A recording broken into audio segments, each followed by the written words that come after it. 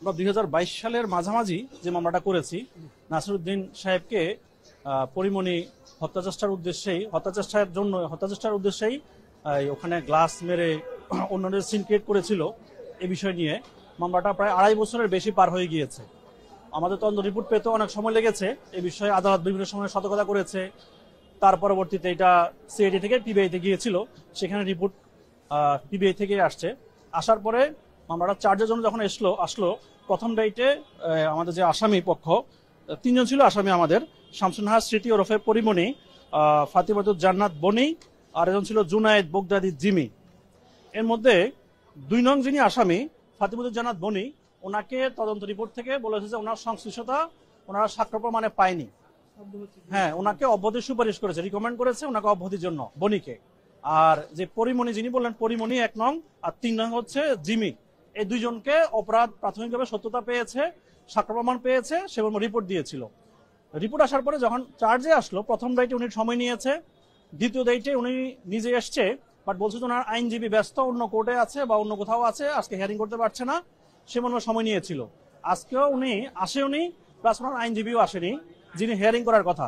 অন্য একজন জুনিয়র আইনজীবী এসে বললো যে পরিমণি ঠান্ডাজনিত অসুস্থতায় আছেন, আর ওনার আইনজীবী হাইকোর্টে অন্য মামলার কাজে ব্যস্ত আছে, আজকে শুনানি করতে পারবে না। তখন বিজ্ঞ আদালত ওনার সময় আবেদন দুটোই নামঞ্জুর করেছে। পরিমণির বিরুদ্ধে সময় আবেদন নামঞ্জুর করে ওয়ারেন্ট ইস্যু করেছে, আর চার্জের জন্য সময় দিয়েছে সেটাও নামঞ্জুর করে ওনার চার্জ ফ্রেম করেছে বিজ্ঞ আদালত।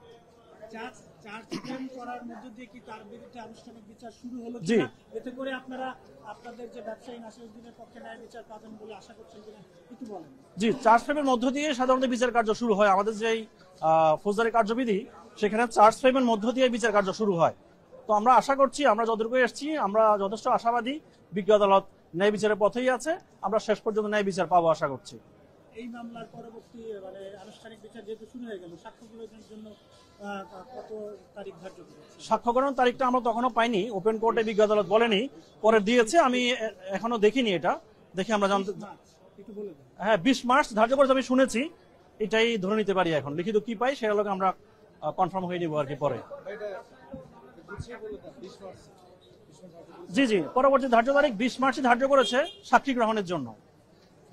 এই মামলা আসলে হেভিওয়েট একজন হচ্ছে কি আসামি বিরুদ্ধে আপনারা লড়ছে, এবং যে কারণে আপনি বলছিলেন যে দীর্ঘায়িত হচ্ছে, সময় বিলম্বিত হলেও কি মনে করছেন?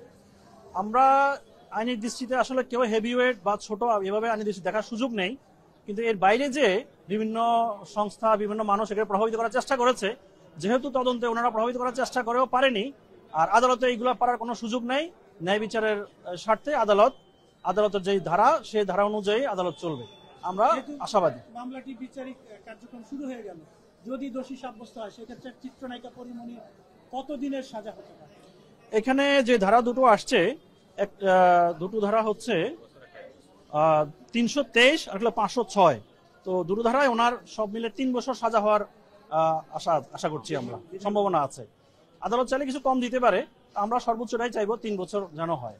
একটু যদি গোছায় বলেন কথাগুলো, যে আমরা যদি আদালতে সাক্ষ্য প্রমাণ দ্বারা মামলাটি প্রমাণ করতে পারি, সেক্ষেত্রে চিত্রনায়িকা পরিমণি হচ্ছে গিয়ে সর্বোচ্চ 3 বছরের সাজা হতে পারে, আবার সর্বনিম্ন 1 বছর, এইভাবে একটু যদি বলেন। আচ্ছা, যে দুটো ধারা তদন্ত প্রতিবেদনে প্রমাণিত হয়ে আসছে, সেখানে ওনার যদি আমরা সেগুলো সাক্ষী প্রমাণ দিয়ে বিজ্ঞ আদালতে প্রমাণ করতে পারি, সেক্ষেত্রে ওনার সর্বোচ্চ 3 বছরের সাজা হতে পারে।